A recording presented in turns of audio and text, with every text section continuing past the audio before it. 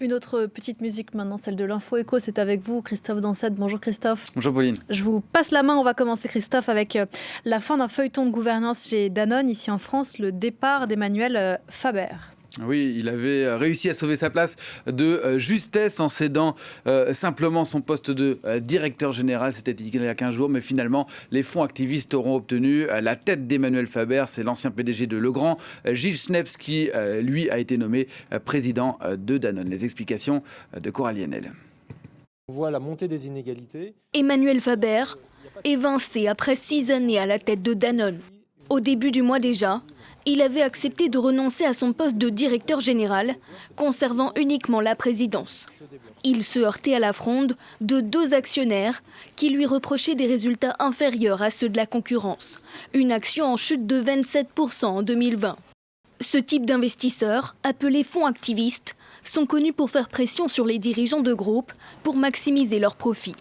Une stratégie incompatible avec le statut d'entreprise à mission de Danone, qui fixe des objectifs sociaux et environnementaux au groupe. Un statut que les syndicats défendaient encore avec véhémence ces dernières semaines.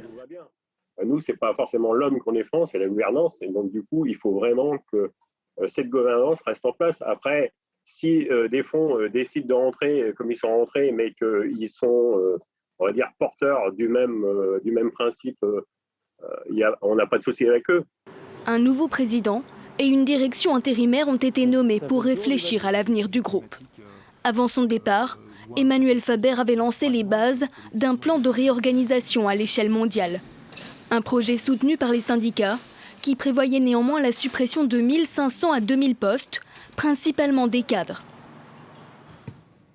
Alors ce matin, évidemment, la bourse réagit à ce départ et l'action Danone s'envole. Vous le voyez, plus 4,3%, signe que les investisseurs espèrent maintenant la fin de cette crise de gouvernance au sein du groupe.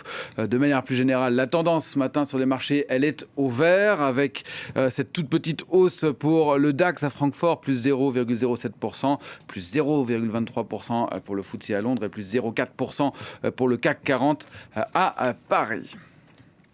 Toujours en France, le Premier ministre réunit aujourd'hui les partenaires sociaux pour un 3e sommet social depuis sa nomination au mois de juillet. L'objectif est d'associer les syndicats à la sortie de crise et notamment à la diminution progressive des différentes aides, en particulier le chômage partiel. Il s'agit de trouver le bon calendrier, ne pas tout débrancher trop vite pour ne pas mettre en danger la reprise, explique l'entourage de Jean Castex. Cela pourrait passer par l'annonce d'une prime pour les salariés de première ligne, même si une date de retour à la normale ne sera donnée que plus tard, tant l'épidémie reste importante aujourd'hui. D'ailleurs, à ce titre, la ministre du Travail, Elisabeth Borne, elle a été testée positive au Covid-19 ce week-end. Elle fera néanmoins un point par visioconférence lors de ce sommet social. Hasard du calendrier de ce sommet social, il est organisé 1 an jour pour jour après le début de la crise du Covid-19 en France, qui allait commencer, on s'en souvient, par la fermeture des restaurants. En quelques heures, souvenez-vous de cette nuit du 14 au 15 mars l'année dernière, de ce discours qu'on voit ici d'Édouard Philippe, le Premier ministre de l'époque, qui à 20h, un samedi soir, annonçait la fermeture des restaurants 4 heures plus tard.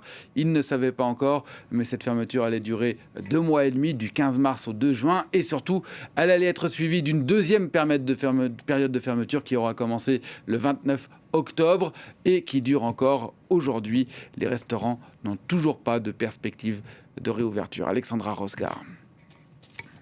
Voici exactement que ce trio d'associés, frères et sœurs dans la vie, ont dû fermer les portes de leur restaurant.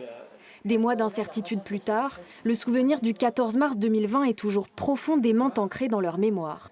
On apprend un samedi soir à 20h qu'on doit fermer à minuit. C'est le grand cataclysme. On a jeté beaucoup de marchandises en fait.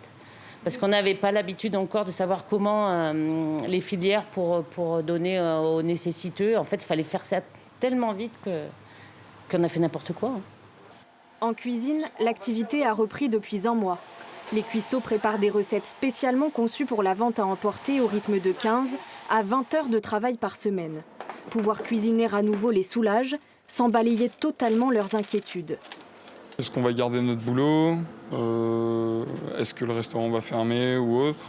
On a toujours ces questions à l'esprit. Après, on fait avec, on ne peut pas faire autrement. Et puis, on attend que ça se passe. Bon appétit, bon dimanche.